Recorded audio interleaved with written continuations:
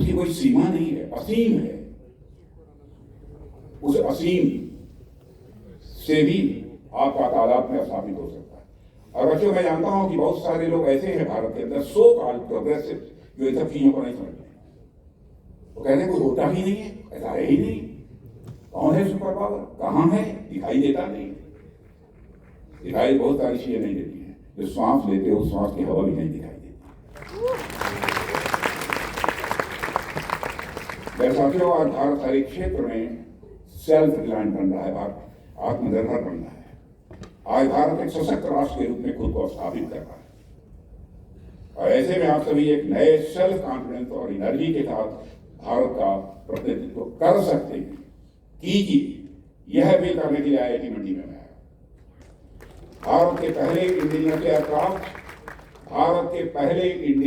Aircraft carrier INS Vikrant का Indian navy में commission किया जाना हम सबके लिए बहुत ही गर्व का पल था। पूरी तरह से इंडियन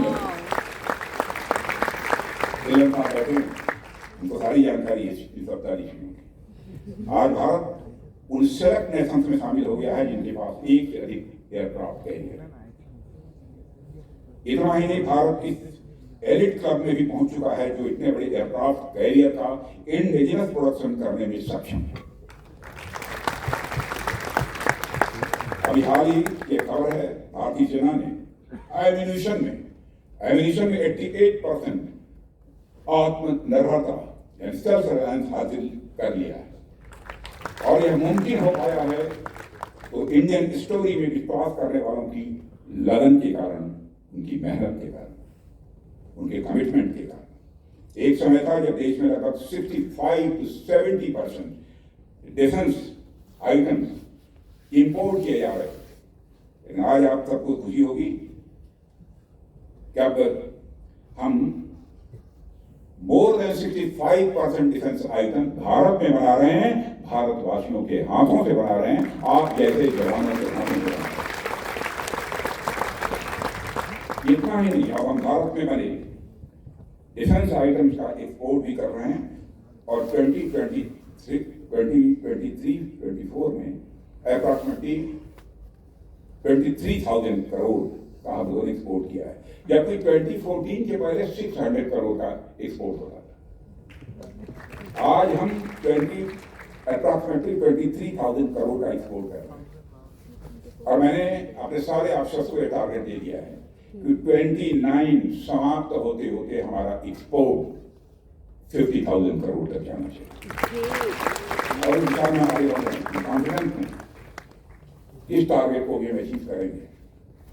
आज भारत तेजस के माध्यम से अपने फाइटर एयरक्राफ्ट खुद बना रहा है। हम एयरक्राफ्ट और इंजन डेवलपमेंट के काम को नेक्स्ट लेवल पर ले जाने के लिए इस समय काम कर रहे हैं। इंजन भी बनेंगे एयरक्राफ्ट के ही पर, थोड़ा कुछ समय लगेगा इसमें। ड्रोन्स का क्या महत्व, यह भी आप लोग अच्छी तरह समझते हैं। और मैं मानता हूं कि ड्रोन्स और एरोस्पेस सेक्टर में तेजी लाने के लिए कम से कम हर IIT में एक सेंटर ऑफ एक्सलेंस होना चाहिए। अब डायरेक्टर साहब विचार करें क्या हो सकता है। आप सभी IIT मंडी के पॉजिटिव एनवायरनमेंट का पूरा लाभ उठाएं, ये मैं बच्चों से कहना चाहूंगा। जो टीचर्स लाइब्रेरीज लैब्स आपको यहाँ मिल रहे हैं, उनको पूरा यूटिलाइज करिए। You are here not only to gain knowledge but also to create it. Once I would like to repeat, you are here not only to gain knowledge but also to create it. आप जो innovation करेंगे, जो idea लेकर आप आएंगे, वही आने वाली जनरेशन के लिए भी एक टार्च बियर का काम करेगा। इसलिए जरूरी है कि हर प्रकार के चैलेंजेस से निपटने के प्रति आप अपना करेज दिखाएं, अपना साहस दिखाएं, ताकि जब आप यहाँ से निकलें तो एक ऐसे वैल्यूएबल ह्यूमन रिसोर्स के रूप में निकलें जिससे आप देश की प्रगति की जिम्मेदारी स्वयं अपने कंधों पर पूरे आत्मविश्वास के साथ उठा सकें। हमारा देश भारत जिन ब्रिलियंट माइंड्स के भरोसे डेवलप्ड कंट्री, विकसित राष्ट्र बनने का सपना देख रहा है, वो और कोई नहीं बल्कि आप सभी जैसे नौजवान ही हैं जो भारत को विकसित भारत बनाएंगे, डेवलप्ड इंडिया बनाएंगे।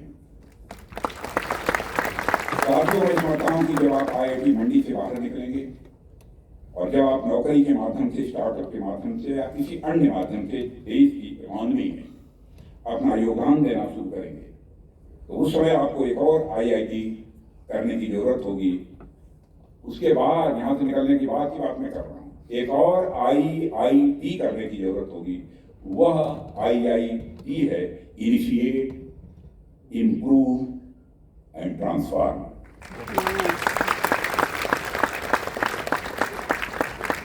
और आपको जानकर खुशी होगी कि भारत में करिश्मेटिक प्रोग्रेस हो रही है। जो भारत इकोनॉमी की साइज के मामले में 2014 में दुनिया के देशों में 11वें स्थान पर खड़ा था, 11वीं सीढ़ी पर खड़ा था, आज वह भारत जंप लेकर इकोनॉमी की साइज के मामले में दुनिया के 5 देशों की कतार में आकर खड़ा हो गया है और 5 में अंदर। और मैं पूरे विश्वास के साथ कहकर जा रहा हूं, देखते हैं ठीक 2 साल के बाद यह हमारी भारत की इकोनॉमी दुनिया की टॉप 3 कंट्रीज में आकर खड़ी है।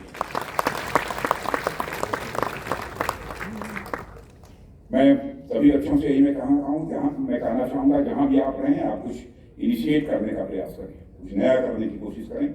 और वह इनिशिएशन का काम के प्रति हो सकता है, रिफॉर्म के प्रति हो सकता है, टेक्नोलॉजी एडाप्टेशन के प्रति भी हो सकता है, टेक्नोलॉजिशन क्रिएशन के प्रति भी वो हो सकता है इनिशिएशन। आपके पास रिस्क टेकिंग कैपेबिलिटी है, अब इस यंग एज में नहीं होगी तो कब होगी। आपके पास आगे बढ़कर नेतृत्व करने की क्षमता है, इसलिए आप प्रयास करें कि आप लोग जीवन में नए नए इनिशिएटिव्स लेंगे, लेकिन छोटे मन का मत बनना। फिर से मैं बात करना चाहता हूँ, आज का बहुत बड़ा संकट है लोग छोटे मन के। मित्रों, उस IIT का दूसरा वर्ड है इम्प्रूवमेंट। जब आप कोई भी नया काम शुरू करेंगे, जब आप इनिशिएट करेंगे, यह संभव है उसमें कुछ लिमिटेशंस होंगी, कुछ कमियां भी निकल कर स्वाभाविक रूप से सामने आएंगी। आपको उन कमियों को दूर करना होगा, आपको खुद को लगातार इंप्रूव करना होगा, तभी जाकर आप उन लक्ष्यों को प्राप्त कर सकेंगे जिनको ध्यान में रखकर आपने कुछ नया इनिशिएट किया था। मित्रों, यहाँ मैं आप सभी युवाओं से मैं एक बात और कहकर अपनी बात समाप्त करना चाहूंगा कि जब आप इनिशिएट करेंगे तो आपको जीवन में सफलताएं भी मिलेंगी और आपको विफलताएं भी मिलेंगी। आपको बस यह याद रखना है कि जब आप इम्प्रूवमेंट पर फोकस रखेंगे, उस स्थिति में आपके फेलोज भी आपको कुछ न कुछ सिखाकर ही जाएंगे। आपकी विफलताओं से भी आपको सीखना है, और सिखाएंगे विफलताएं। Fellows will never define you, they will only refine you. Failure will never define you, they will only refine you. यानी असफलता से बिखरेंगे नहीं, बल्कि और अधिक निखर कर सामने आएंगे। मित्रों, आज जब आप IIT के इन 2 वर्ड इनिशिएशन और इम्प्रूवमेंट पर ध्यान देंगे, उसका तीसरा वर्ड यानी ट्रांसफॉर्मेशन तो अपने आप होगा ही, उसके लिए प्रयत्न करने की जरूरत नहीं है। 2 पर ध्यान दें। यह हम सबकी रिस्पॉन्सिबिलिटी है कि हमें जो समाज विरासत में मिला है, हम उससे बेहतर समाज, उससे बेहतर दुनिया आने वाली पीढ़ियों को दें। यह जिम्मेदारी भी आप जैसे बच्चों की कंधों के ऊपर है। समाज में यह जो ट्रांसफॉर्मेशन आएगा, वह इनिशिएशन और इम्प्रूवमेंट से ही आएगा।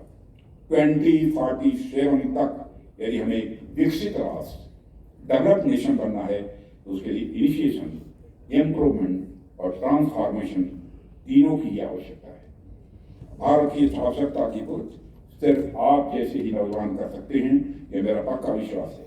आप में से कई सारे बच्चे यहाँ से निकलकर बड़े बड़े पैकेज पर बड़ी बड़ी कंपनीज में काम करेंगे, लेकिन यह बात ध्यान रखिएगा कि लोग आपको आपके पैकेज से न जाने, और लोग आपको आपके पैकेजेस से न जाने, बल्कि इनिशिएट और इम्प्रूव और ट्रांसफॉर्म करने की आपकी कैपेबिलिटी से आप जाने जाएं। यह मैं आप सभी कहता हूं।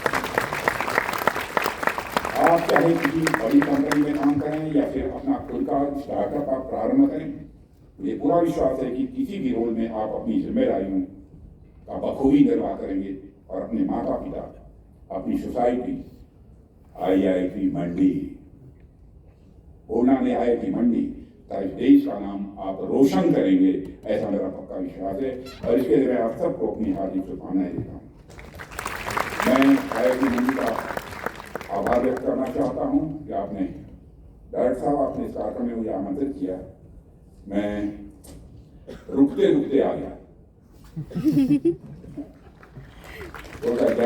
जाए, लेकिन मैं सच बताऊं ये आकर्षण यदि कोई खींच लाया है, इन बच्चों का आकर्षण मुझे खींच लाया है।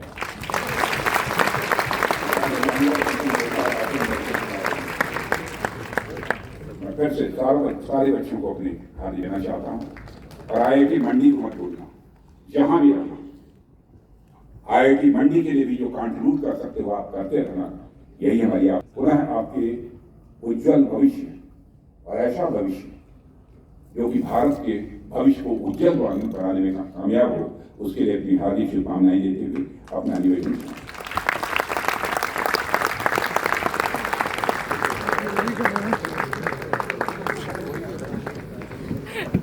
एक